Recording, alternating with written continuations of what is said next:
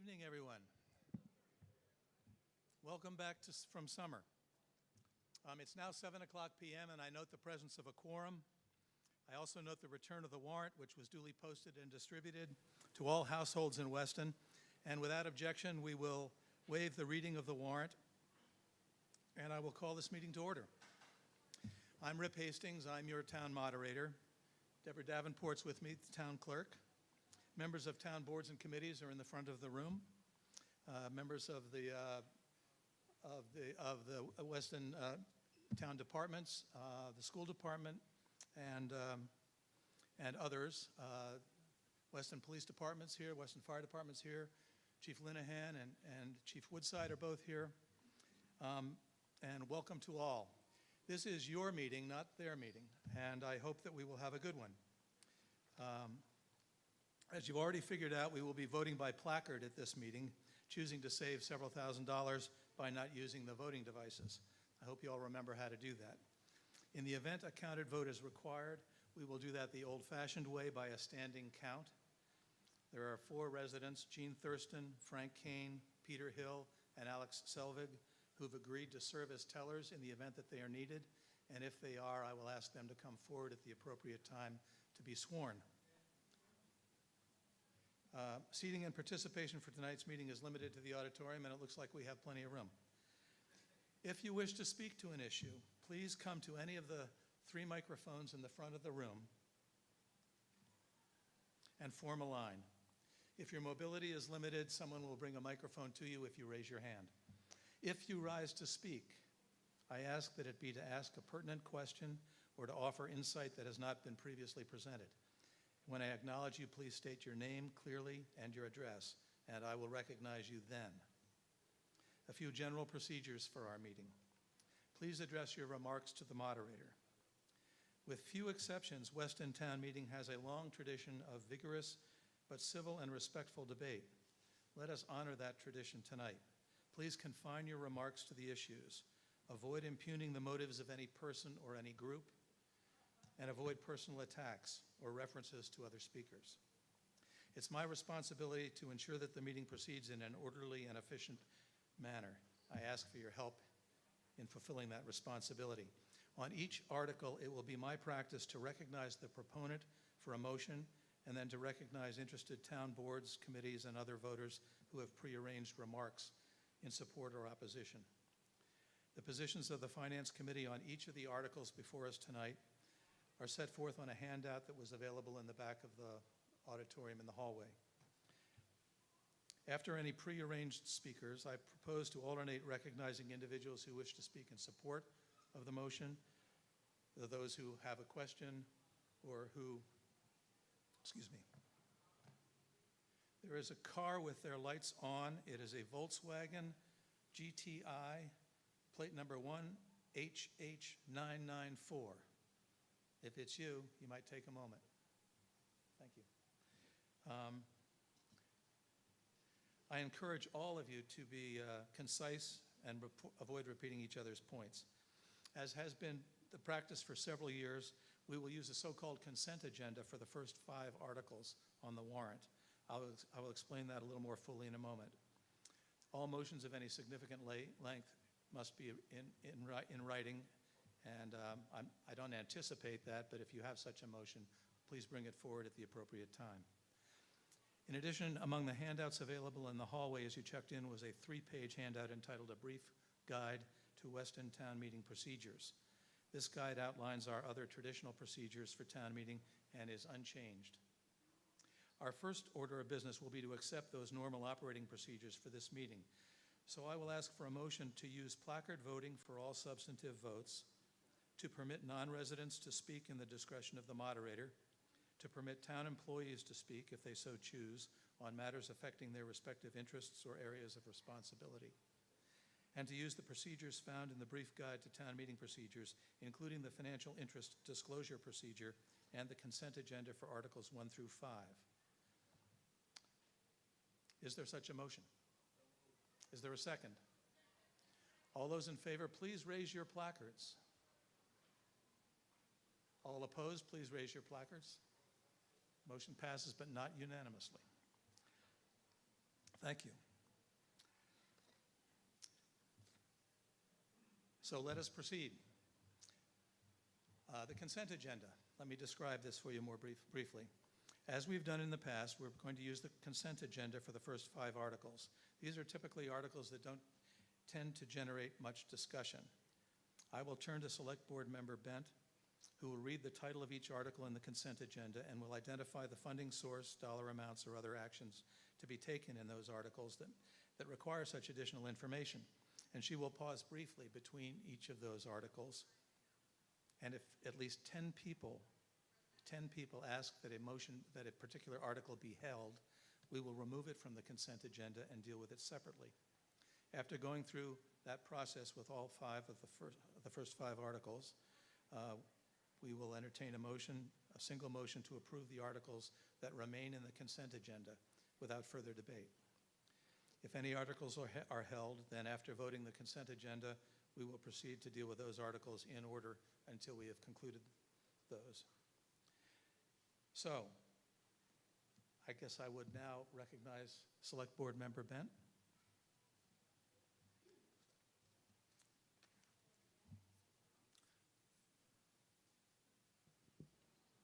Lori Bent, 326 Conant, member of the Select Board. Mr. Moderator. Ms. Bent? I move that the town approve Articles 1 through 5 as printed in the warrant with the additional detail as set forth on the screen regarding Article 5. Now I'm going to read the 5 articles, not the articles, but introduce them.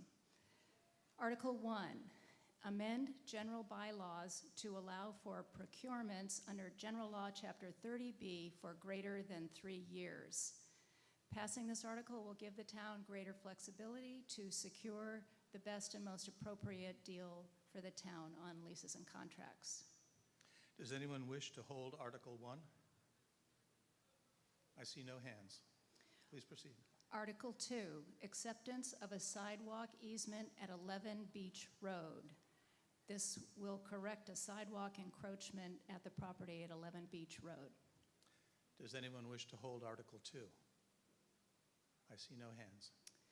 Article 3, easement to Eversource at Lancake Farm, 90 Wellesley Street.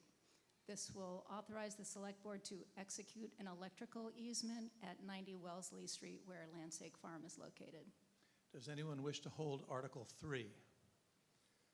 I see 1, 2, 3, 4, 5, 6, 7, 8, 9, 10, 12 placards. So we will hold Article 3. Article 4, disposition of property at 0 Park Road. This article is to allow the town to dispose of a .92 acre parcel of land on Park Road as part of the development agreement approved by town meeting in May 2021 for the Great Lands Project. Does anyone wish to hold Article 4? I see no placards. Please proceed. Article 5, appropriate retained earnings from the Recreation Enterprise Fund.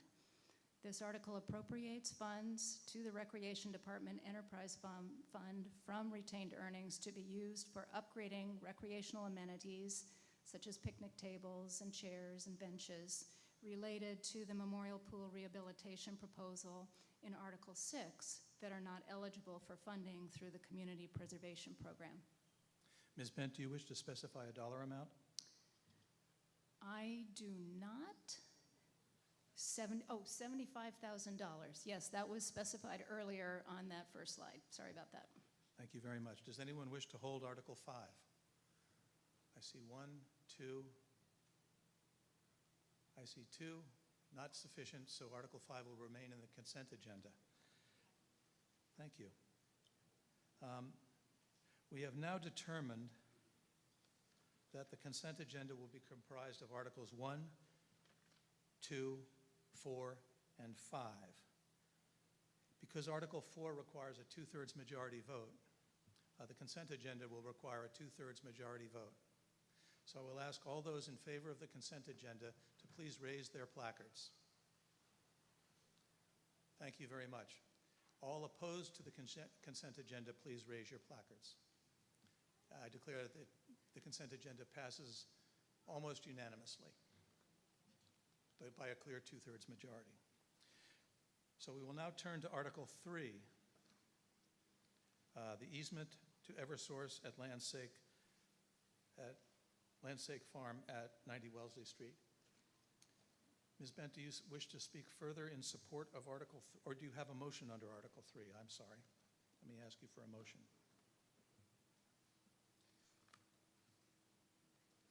I move to approve Article 3 as printed in the warrant.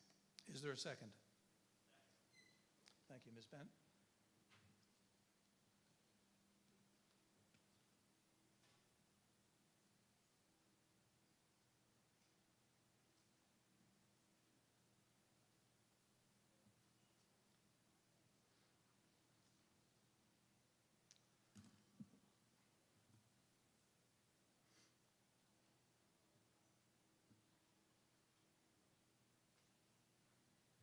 So this article allows the Select Board to grant to NSTAR Electric Company permanent utility easements on this town-owned property that's being used by Lancake. It's to bring in electrical cables and wires into the property, which is what they need in order to continue to improve the property and realize their vision there. It's a permanent improvement, which will increase the value of the land, which the town still owns. The Select Board has been working with Lancake on this project for a number of years, and this is a critical piece in that, in pursuing their improvements. So the Select Board is in favor of this. I believe that other boards have also stated their support for this. So. Thank you very much. Does anyone else wish to be heard on Article 3? Yes. If you wish to speak to this motion, please come to one of the 2 or 3 microphones in the front of the room and form a line. Nina Danforth, 86 Wellesley Street, Mr. Moderator. Ms. Danforth. I'm a little puzzled about this easement and the meaning of our vote tonight on this article.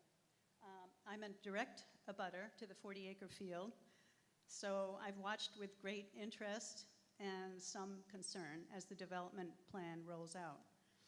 All summer, I watched excavators dig wide alleys 6 feet deep for fire hydrants, for an 8-inch steel pipe water main to serve the hydrants, internet conduit, and yes, a 3-inch conduit for electric power. The power is completely in the ground already now throughout the farm and ready to go, but not yet live. By the way, could our vote tonight cut off Lancake or kill its immediate operation? No. The beautiful new building does have Eversource power coming from a different part of the Newton Street, and that power is not affected by your vote tonight, so don't worry, you won't be cutting off Lancake no matter how you vote. So my puzzle is about giving this easement to Eversource. Is there really any choice since it's already in the ground? The electrical connection was made in May at Case's Corner, and a 10-foot wide trench and deep trench and roadway has been cut right through the grove of Sargent weeping cherries and sourwoods, probably the most beautiful grove of trees in the town. In-ground transformers are located right under the branches of these iconic trees, so I can't help but wonder, well, why were we not given the chance to vote on and discuss this back in May? Perhaps having a chance to discuss it in advance would have avoided so much disruption because the tree roots were opened up repeatedly in a time of great stress, drought stress, the worst we've ever seen. I did try to get more information at Town Hall. I looked at the map that Leon sent me and it has an easement posted on, it's on the town website, and you can see a dotted line going, two branches going all the way back toward the golf club.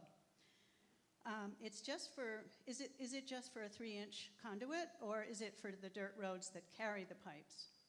Will Eversource be able to come in and open up the ground whenever they want to? Will there be more than the current 5 buildings planned? Is there an updated map? Because the one that's on the website is actually December 2021, and it's not accurate and not detailed.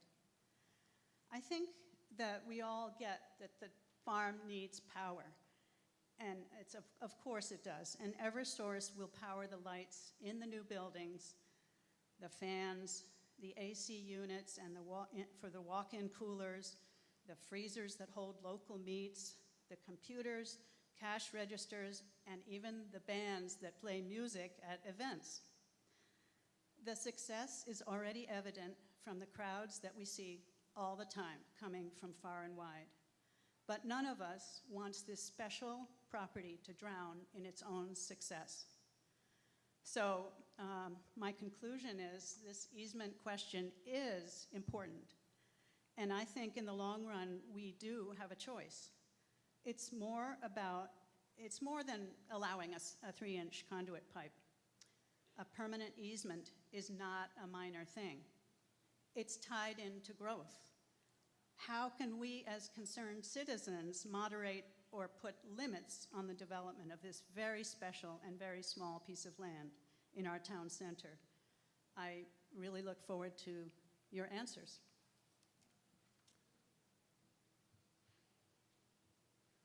Does anyone else wish to be heard? Ms. Bent, do you care to respond?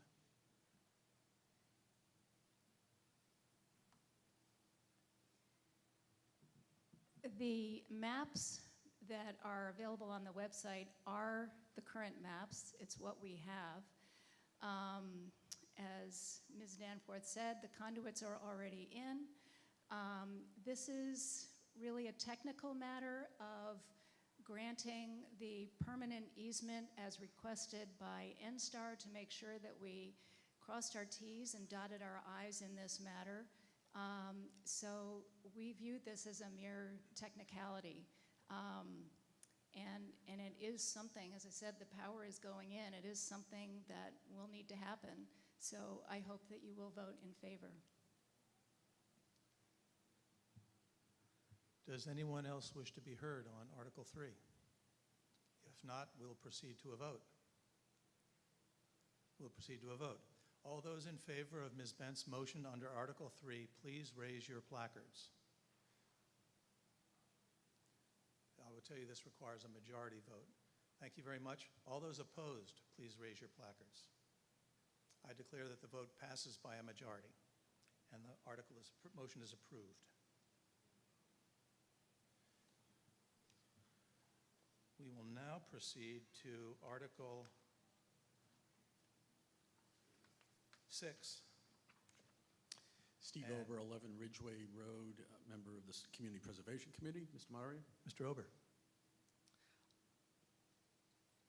I move that the town vote to appropriate $3,300,000 for recreational purposes under the Community Preservation Program to pay the cost to rehabilitate and restore the Memorial Pool located at 6 Alphabet Lane, including all related incidental costs, to make it more functional for its intended use, to be spent under the direction of the town manager, and as funding, therefore, to borrow the sum of $3,300,000 pursuant to General Laws, Chapter 44B, Section 11, or General Law, Chapter 44, Sections 7 or 8, or any other enabling authority, and to authorize the town treasurer with the approval of the Select Board to issue any bonds or notes of the town, therefore. Is there a second? Before I hand this off, I'd just like to indicate that the CPC voted unanimously, 8-0, to recommend this article to town meeting. And now I'd like to turn the presentation over to Eric Rosenthal of the Recreation Commission. By prearrangement, Mr. Rosenthal will have 10 minutes for his presentation.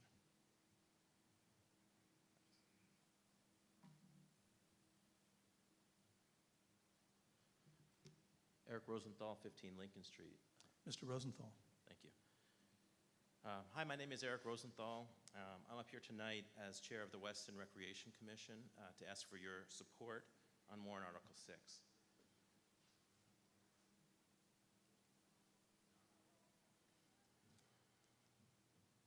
The Weston Pool is in need of renovation. To start, we wanted to share the rationale for this project and the scope. As beloved as our pool is, it's in need of major renovation. There are a number of systems nearing the end of their useful life, such as the water filtration system, a system that if it were to fail, we would need to shut down the pool for several months to replace it. Other aspects of our pool do not meet current safety codes. The amenities around our pool are outdated. Weston has not made capital investments in the pool for almost 30 years. So today I'm asking you to support allocating $3.3 million of CPC funding to complete these renovations.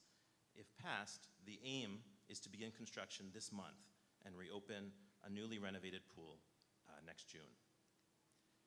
The Memorial Pool is a vital town asset. Based on pool badges and day passes sold, we calculate that about 25% of Weston residents used our pool last year.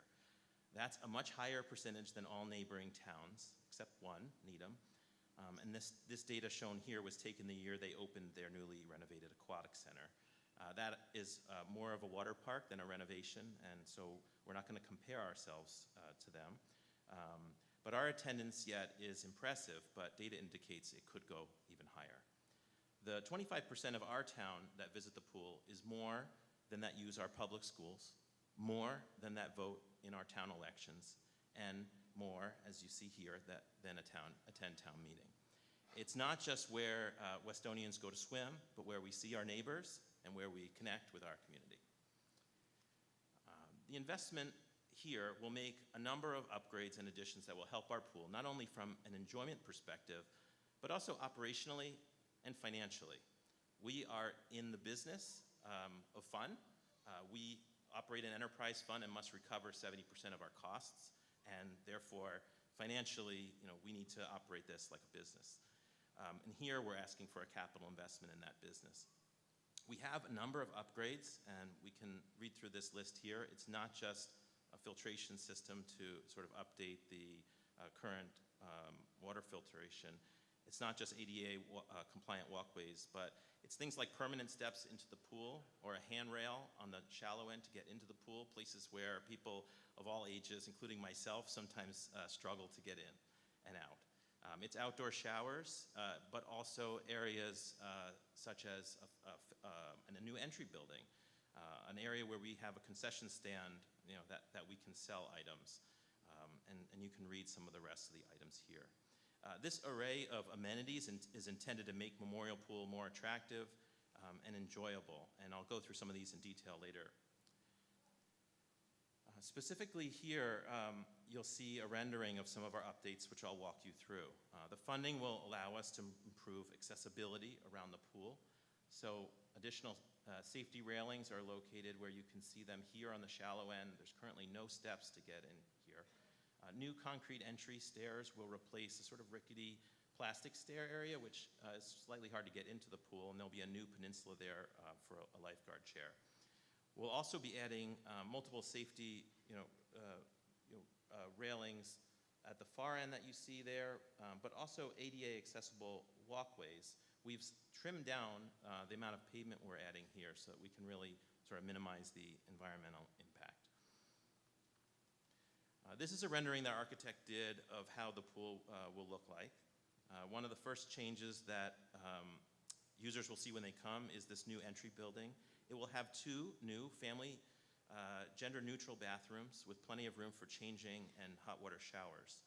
We're adding 3 outdoor shower stations nearby to replace the hose that was by the current bathhouse.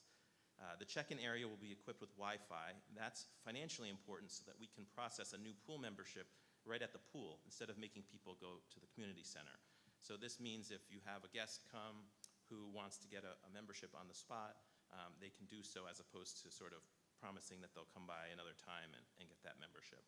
This concession area will be similar to that of Proctor Field and Burchard Park, and not only will it allow us to sell a greater variety of foods, enabling families to make more of a day at the pool, we think it'll also help us boost revenue to some extent. This image shows the new water feature we're adding to the pool. It will be a spinning feature which is interactive and complete with a small bucket dump, and these are very popular. You'll see a lot of the colors here are not the colors that are intended. These are specifiable. Moving across the pool, we come to the feature I'm most excited about, a water slide. This is not going to be big enough to compete with a water park, but it's going to be something that attracts older kids and some crazy adults like me. And it's something that private pools and most country clubs in the area do not offer.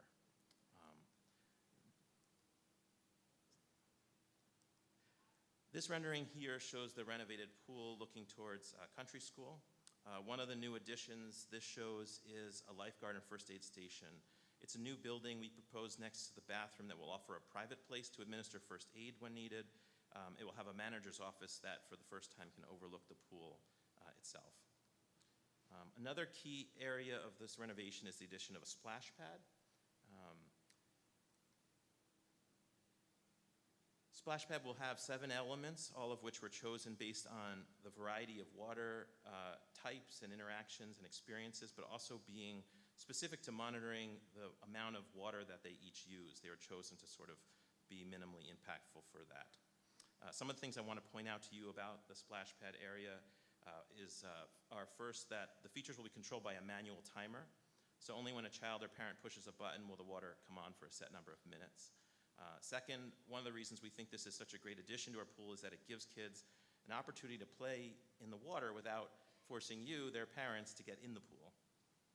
And finally, this zone will not require lifeguards, meaning that we could keep this part open after our lifeguard staff return to college, thus extending the pool season conceptually for at least some purposes.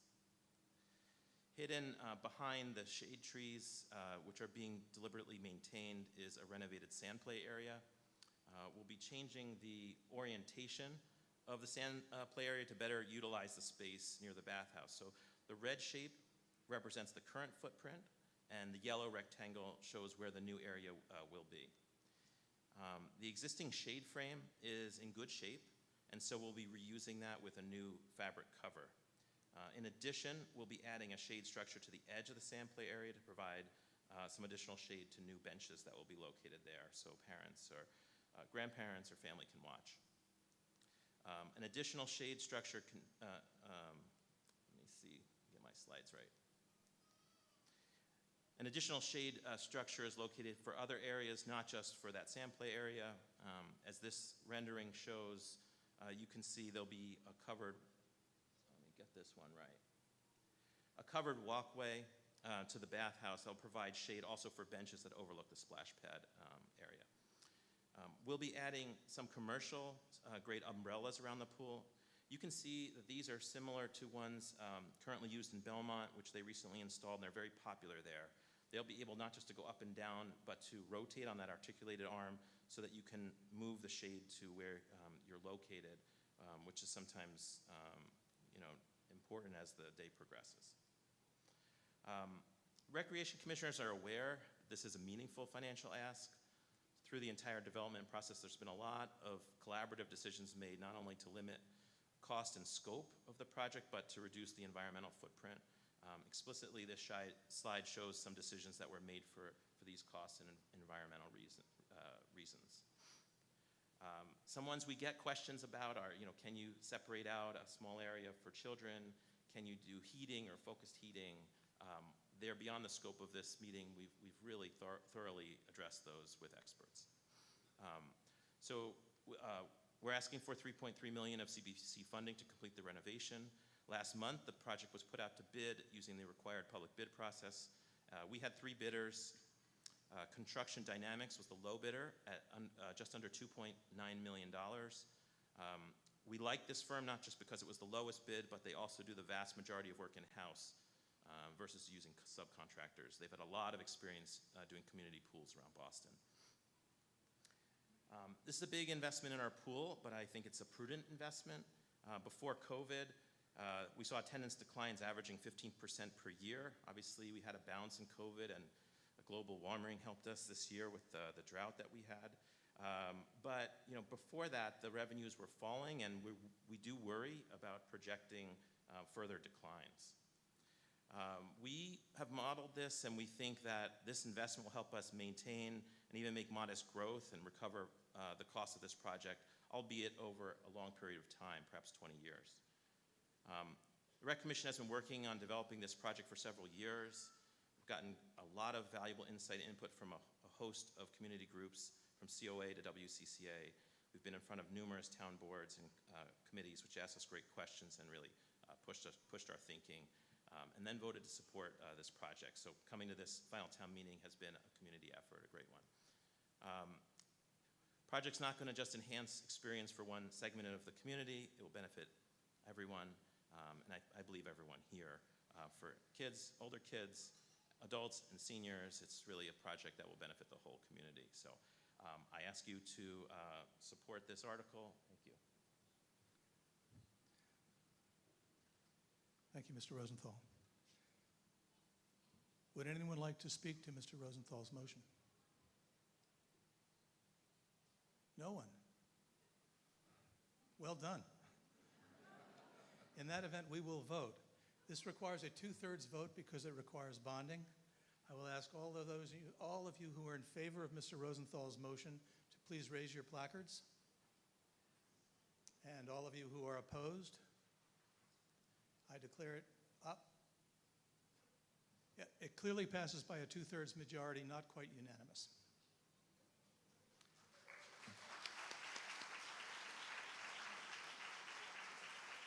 And before Mr. Ober gets to the microphone, I just wanted to take the opportunity to follow up on Mr. Rosenthal's suggestion that we have our next town meeting at the pool in order to improve attendance.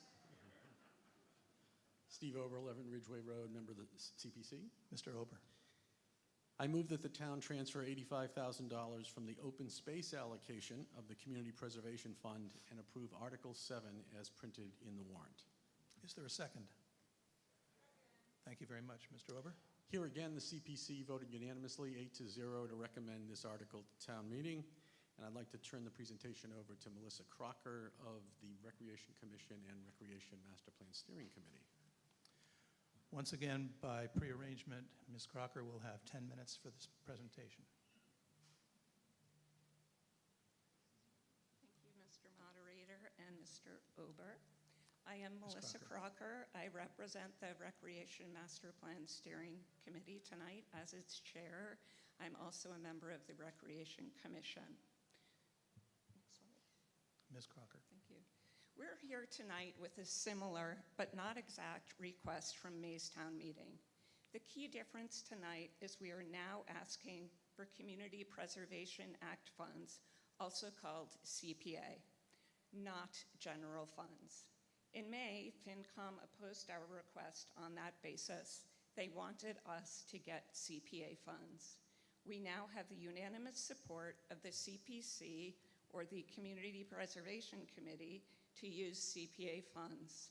We also now have FinCom support and the unanimous support of the Select Board, the Recreation Master Plan Steering Committee, and the Rec Commission. Next. Let's talk about CPA funds for a minute, just since there seems to be a little bit of confusion. CPA funds are money set aside every year from a surcharge to residents' tax bills. Some property owners are exempt from paying this. The state matches these funds. Some years ago, town meeting voted to maintain this surcharge. They voted to implement in 2001. This funding can only be used for 3 things. Number 1, recreation and open spaces. Number 2, historic resources. And number 3, community housing. There is currently $6 million in the fund. The state's match has historically been about 50%. This money is carefully managed by the CPC, which takes a great deal of care in determining what to approve for CPA funds. We met with them over the summer and had a robust discussion. A lot of time and consideration was spent by them, and they determined that this is a good use of CPA funds. Additionally, they earlier gave us $20,000 of funding for the feasibility study. This project falls squarely into the CPA bucket, meaning it is absolutely qualified for CPA funding. And as I've said before, the CPA unanimously supports the use of CPA funding here. Next. So what's pickleball besides a sport with a funny name? It's the US's fastest growing sport, up almost 40% in the last 2 years. It's fun, it's easy to learn, and it's inexpensive. People of all ages and abilities can play and can play together. It's an activity generations can play together, have fun, laugh, and get exercise. Who wouldn't want all of that at once? Our belief that Weston needs courts stems from one fact. Residents told us they want them. In addition, 68% believe the town needs more outdoor rec facilities. The rec department's pickleball clinics have routinely been oversubscribed, and they haven't been able to keep up with demand for potential new players, in part due to lack of court space. Fun fact, they even have pickleball in the school PE programs, and kids love it. In 2018, Rec painted pickleball lines onto the tennis courts of the Brook School apartments, and in 2019, did so at the tennis courts at Burchard Park. All 5 courts are now in demand for both tennis and pickleball. We've tested interest and determined there really is a need for pickleball courts. Most of Weston's rec facilities are athletic fields used by kids playing organized sports. There are also 15 tennis courts and the memorial pool. That's not a lot of facilities for the 80% of town residents who are over the age of 17. When we learned people want pickleball courts, we knew this was a game older people played. We believed, and still do, that Weston needs to add courts to our offerings. It is clear that facilities for adults are lacking, and courts will add a great amenity. Our committee is deeply dedicated to providing facilities to as many residents as possible. We view pickleball as not only an unmet need, but also as an activity that provides health and social benefits to the older residents of our community.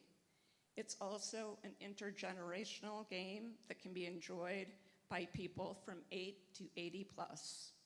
Our project proposes that 2 of the 6 courts built be wheelchair accessible, as pickleball is proving to be popular with those with limited mobility. These courts can also be used by more able-bodied player. Next. This is a sport people are flocking to. The health benefits of pickleball have been proven. It lowers cholesterol and blood pressure, increases oxygen levels in the blood, burns calories, and increases heart rate. It strengthens the core, legs, backs, and improves balance. It gets people outside with others, creating friendships and social connections, fostering a sense of community and goodwill. We need that here. 69% of players play pickleball because it's fun. That number goes up to 89% among baby boomers. People come back more for fun for things than they do for exercise. I know I do. Next. Using tennis courts as dual tennis/pickleball courts, as the top picture indicates, isn't sustainable for 3 reasons. 1, pickleball courts are 1/3 the size of tennis courts, and different lines for different sports causes confusion for all players. 2, tennis nets are 4 inches higher than pickleball nets. This makes a huge difference in the game. And 3, there is enough demand for tennis courts that tennis courts shouldn't be taken offline to be used for pickleball. There are specific shots and strategies in pickleball that can't be done using tennis nets. It's akin to playing softball on a baseball field. Next. As part of the master plan, the experts we hired looked at 6 sites throughout town. The committee deliberated long and hard on this, and the 2 finalists were Burchard and Malone/Travington. After more discussion and deliberation, we chose Burchard because it was about 25% less expensive and there was less of an impact to the neighborhood. Lastly, in our public info session, the public agreed. Next. Pickleball is different from tennis in that it's almost always played as doubles, oftentimes as mixed doubles. The concept of open play has 12 or more participants where people rotate on different courts playing with different players all the time. Pickleball is a way to engage and connect with people in town you normally wouldn't meet. Pickleball is unique. Because it's played as doubles and people are physically closer together, it's social, it's a lot of fun, and it's a way for people to meet new folks and make new friends. It's community building. This is very much a community initiative that centers around connectedness and well-being at the local level and brings returns like improvements to physical and mental health, friendships, and a sense of belonging. I think we can all use this. The decision on how to use community funds for rec project lays first with both the steering committee and the rec commission. These are the volunteers who determine the highest value and most impactful rec facilities, and they identify what we believe Weston's most pressing rec needs are. We then bring our best choices to you, the voters, to make the ultimate decision. A great deal of thought, discussion, and analysis has gone into this project, driven by data obtained from the 2020 master plan and in conversations with residents like you. Next. This is not a small project, to be sure, but it is not the $1 million project some would have you believe. Current estimates price the project for 6 courts, 2 of which would be wheelchair accessible, at $775,000. $300,000 of that amounts for contractors' overheads and contingencies, as well as survey, geotechnical, permitting, design, bid, and construction observation costs. Only if we were to add lights, which we do not plan to at this time, would this be a $1 million project. But to be clear tonight, we are asking for design fees of $80,000. That is part of the $775,000. Some have argued this project could be done more cheaply. As a public project, we're required to pay the public prevailing wage, but private projects are not. This can add 20 to 25% to a public project. $138,000 alone is just contingency fees. We might not need those. Wheelchair accessible courts are bigger and therefore more expensive. We propose to use post-tension concrete, which is a little more expensive at the beginning, but it has an average life expectancy of at least 30 years. So break that down to $26,000 a year or $4,300 a court. Next. We hope that you'll agree this project was well thought through, analyzed, and discussed by a number of volunteers over the course of 4 years and is in the best interest of the town. Please vote yes on Article 7. Thank you. Thank you, Ms. Crocker. Would anyone else like to be heard? Yes, ma'am.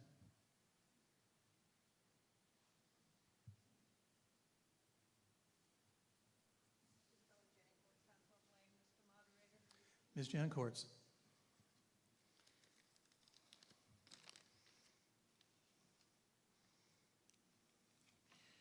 Good evening. I'm Isabella Jancourts, and I live on Gun Club Lane with my cat, Hamilton. I'm 75, have plenty of physical issues, and I simply adore the great outdoors. With chairs all over the place, I can sit down as needed while I garden, mow the lawn, or gather fallen branches for my next campfire. I feel very fortunate to have a home here. But ever since my blue-eyed cowboy took a ride over to the other side, I have been one lonesome cowgirl. And I know there are many others in town who are in the same lonely boat without much of a paddle. Pickleball is for us. I've never played it, but I want to, because I've heard so many seniors rave about how easy it is for everybody to play, including folks with disabilities, and what a wonderful social experience it is as well. All you have to do is show up, whether alone or with friends, and it's game on. Beautiful Burchard Park is the perfect place for new pickleball courts. We can and should make this happen as soon as possible for the benefit of the general public and especially for seniors. Please vote yes on this article. Think of your own parents and grandparents and how they would or could have enjoyed this wonderful new activity. We, the senior citizens of Weston, really need your support tonight. And remember, all ages are welcome on the pickleball courts. My heartfelt thanks to everyone here who supports this article. And I'd especially like to thank Melissa Crocker for coming back to town meeting and fighting for this one more time. She's been a trooper since she was 5 years old. And we were all down on Warren Avenue, the best neighborhood in town to raise kids, because they could all roam around freely and play together happily every day, which is exactly what we'll be able to do if and when we get these pickleball courts. So thank you, Melissa, for everything you and Western Recreation do to make this town a great place in which to live. And may this worthwhile, community-oriented proposal succeed the second time around tonight.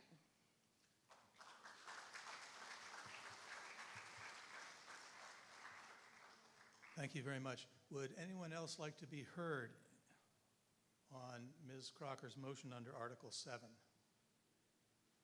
If not, we'll proceed to a vote. This is Ms. Crocker's motion that the town transfer $85,000 from the open space allocation of the Community Preservation Fund and approve Article 7 as printed in the warrant. It requires a majority vote. All in favor, please raise your placards. Thank you very much. You may put them down. All opposed, please raise your placards. I declare that Ms. Crocker's motion passes by a majority.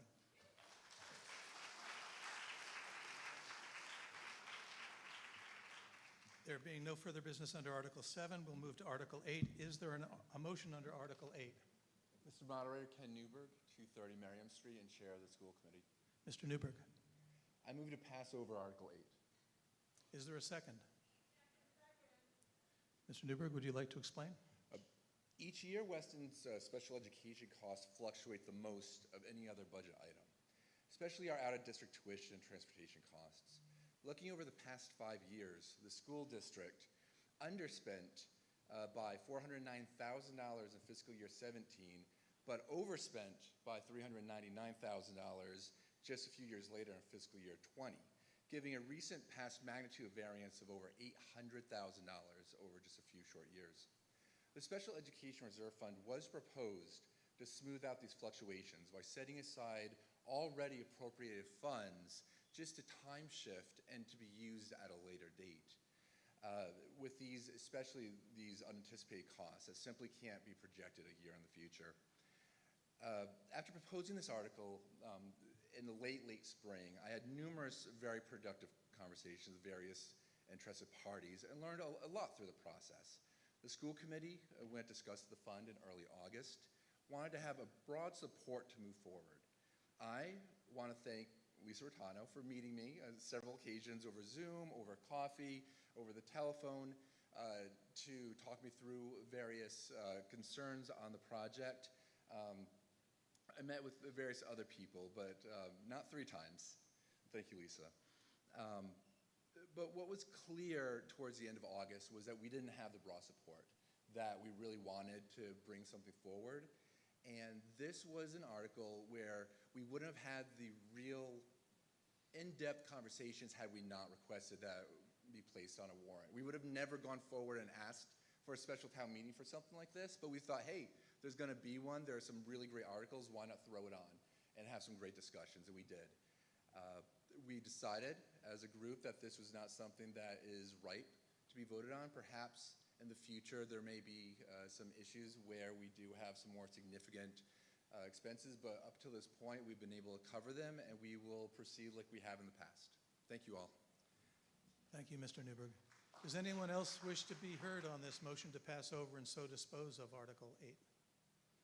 Hearing none, all in favor, please raise your placards. All opposed, please raise your placards. It passes, but not unanimously. We've reached the end of the warrant, and a motion to dissolve would be in order. Is there such a motion? Second? All in favor? Thank you very much.